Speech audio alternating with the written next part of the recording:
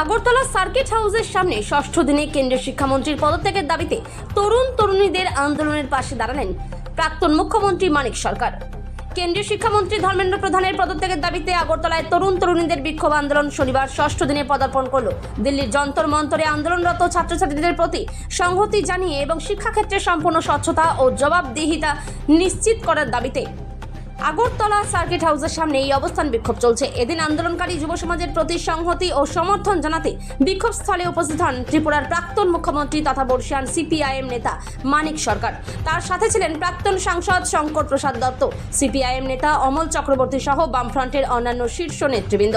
মানিক সরকার আন্দোলনকারীদের ন্যায়সঙ্গত দাবির প্রশংসা করেন এবং তাদের এই শান্তিপূর্ণ গণতান্ত্রিক আন্দোলনকে এগিয়ে নিয়ে যাওয়ার আহ্বান জানান।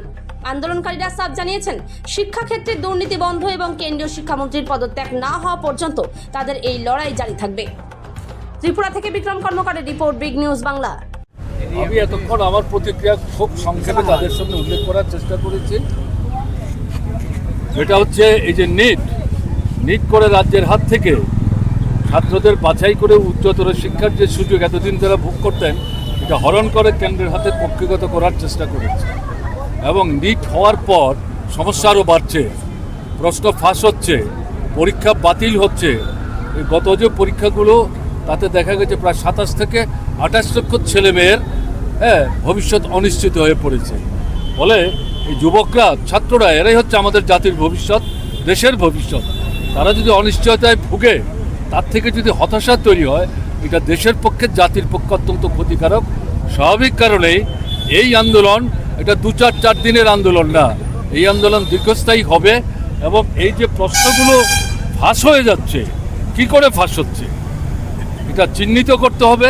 যারা দায়ী তাদের বিরুদ্ধে কার্যকরী আইনানুগ ব্যবস্থা করতে হবে এবং নিট পরীক্ষার সিস্টেমটা পরিবর্তন করা দরকার।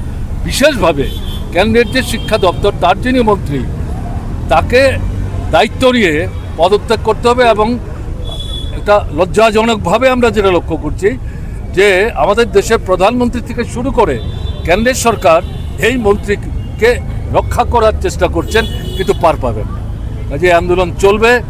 আগামীকাল তারা বলেছেন রোববারের মধ্যে যদি মন্ত্রী পদত্যাগ না করেন তাহলে এই সরকারের সঙ্গে কোনো আলাপ আলোচনা নাই। সোমবার থেকে আন্দোলন অন্য চেহারা নেবে। এবং আমি যেটা আমাদের বন্ধুদের কাছে বললাম, তারা এখানে আগরতলা জিরা করছে, দারুণ ঘটনা।